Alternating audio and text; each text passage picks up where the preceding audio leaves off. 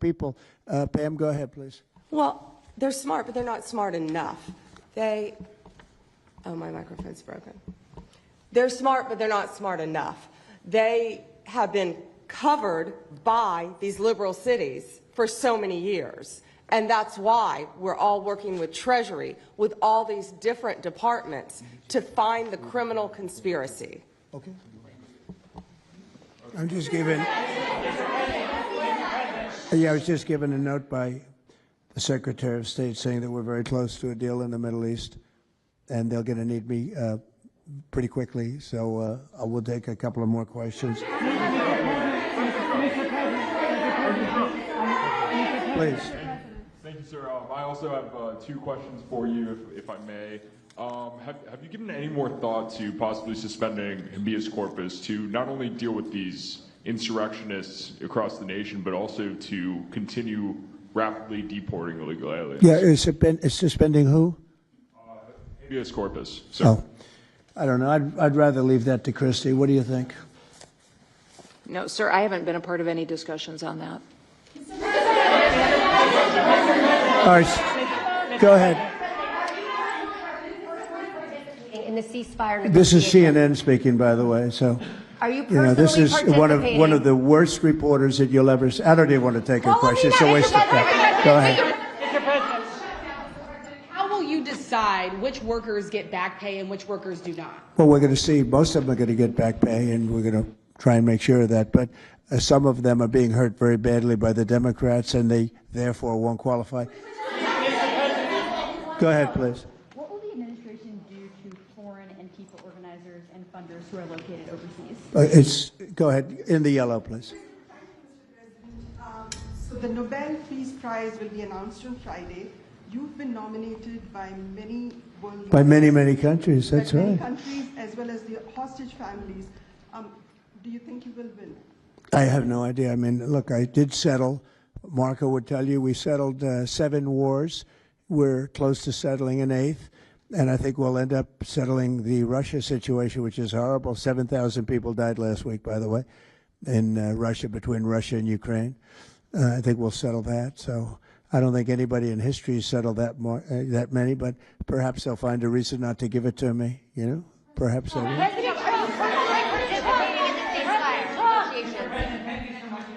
Thank you. Going to the shutdown quickly, what is your position on the extension of health care subsidies, which is what Democrats are asking for? All I want to do is very simple. I want to get the country open, and then we're going to discuss that. And we'd like to, Obamacare is a horrible mess, and it has been from the beginning.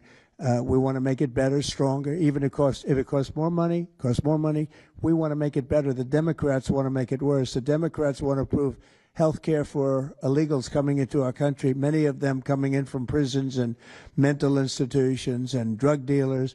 They want to give them health care. We don't want that for our people because that's going to destroy the health care that we already have. We'd like to make Obamacare better for people, less expensive and better health care. Yes, ma'am. Mr. President. I'm wondering if you've been briefed on the organization and funding of Antifa, and if so, what have you learned? I have been, and they have pretty good knowledge, but they're going to have a very good knowledge. And I really ask these very brave patriots that we're surrounded with today to let us know, because I think you probably have some pretty good ideas. And even if you're not sure, let us know and we'll figure it out, okay? If you could do that.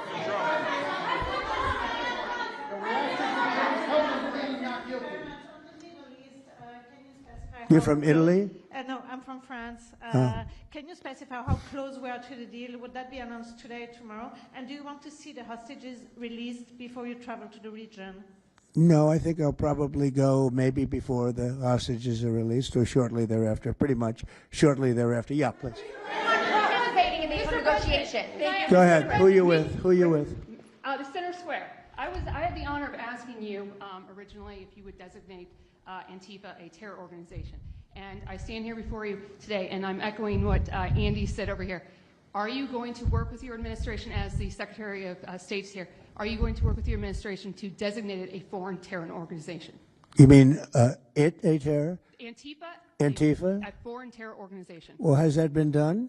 Pretty close, right? Would you like to see it done? Yes, Mr. President. Do you think it would help? They have foreign I'd be links glad all to do across it. I Western think it's Europe. the kind of thing I'd like to do. If you'd like, does Middle everybody East. agree?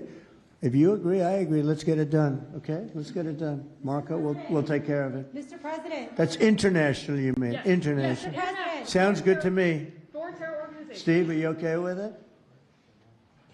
Yes, it's true. There are extensive foreign ties, and I think that would be a very valid step to take. Good, I think so too. Yes. Good, I think it's a good point. Thank you. President, we're participating in this.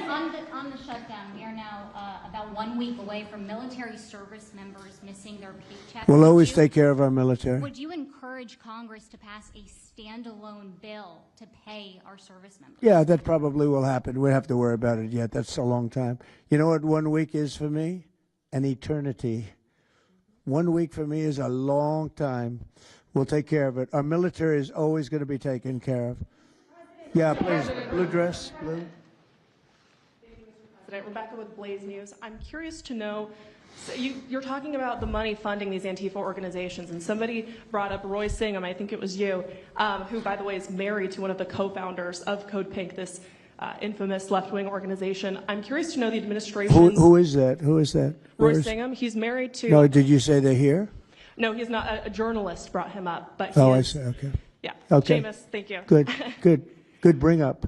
Excellent. Go ahead. He's somebody who's been reported on extensively, and I'd love to know what the administration is going to do to actually bring consequences to some of these names. You mentioned. Well, I don't know the name, but I would like to ask Pam to take a look at it. You know, a lot of the best information we find are through you and other people like you. So I'd like you to look at it, Pam.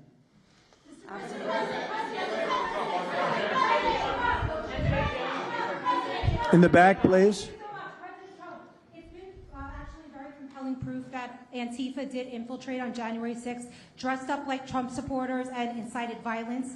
Is that something that you would want the new J6 committee at Congress to look into? Well, I've heard that. They dress up like, they're fresh out of MAGA, but they have nothing to do with MAGA. And they make trouble and they try and blame it. And yeah, we know some of that and we will be acting on some of that. We've seen it.